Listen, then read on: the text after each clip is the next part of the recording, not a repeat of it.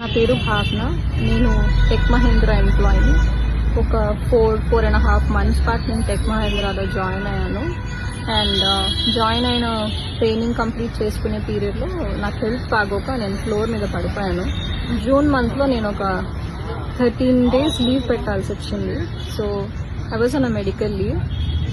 Though I was on a medical leave, my company has given me a warning letter. రేపు ఖచ్చితంగా report చేయాలి అని 21st రోజు report చేయాలని మెయిల్స్ ఉన్నాయి. I was in a dilemma that నేను ఎలాంటి ఎన్వైరన్మెంట్లో పని చేస్తున్నాను. ఇంత వర్క్ హెరాస్మెంట్ అయితే ఎక్కడా ఉండదు. నాకు ఇమీడియట్ టర్మినేషన్ ఇచ్చారు. So I have the documents with me that I've never been lying about my health and all of that. And అది కూడా కాక ఇప్పుడు మోర్ అలార్మింగ్ ఏంటంటే sir, their work culture also is worst అనే చెప్పాలి.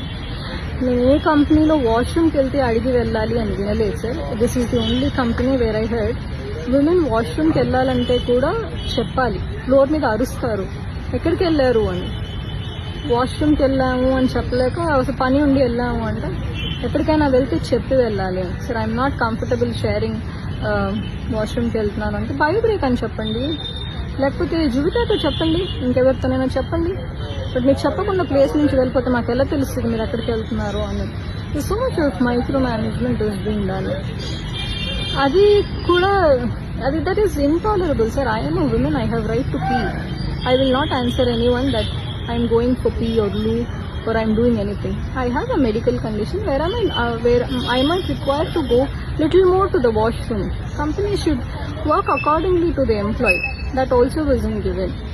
Women to respectfulగా మాట్లాడరు sir. ఇంకొక విషయం ఏంటంటే, నేను మెడికల్ లీవ్లో ఉన్నప్పుడు ఒక్క కాల్ చేసినప్పుడల్లా when are you turning up or else we will remove you, when are you turning up or else we will remove you అని వార్నింగ్ మెయిల్స్ పెట్టారు, వార్నింగ్ కాల్స్ చేశారు తప్ప మీ హెల్త్ ఎలా ఉంది, మీకు ఏం జరిగింది, how are you feeling about it అని ఒక్క మాట కూడా నన్ను అడగలేదు సార్. ఇలాంటి కంపెనీస్ కోసం యూనో ఇలాంటి కార్పొరేట్స్లో వర్క్ చేయడం కోసం గంటలు లైన్లో నించోపెట్టి వందల కొద్ది మంది లైన్లో నించుంటే ఇంటర్వ్యూస్ ఇచ్చి క్రాక్ చేసి జాబ్ చేస్తే ఎక్కడుంది సార్ ఎంప్లాయ్మెంట్కి యూనో స్టెబిలిటీ? దాన్ని నాకు వర్డ్ కూడా రావట్లేదు. విమెన్కి రెస్పెక్ట్ లేదు. విమెన్ ఎంప్లాయీస్ అంటే ఫ్లోర్ మీద నించుని అరిసి మాట్లాడతారు. ఒకటి మాత్రం నిజం, నేను ఒక్కదానే కాదు ఇలా ఫేస్ చేసేది.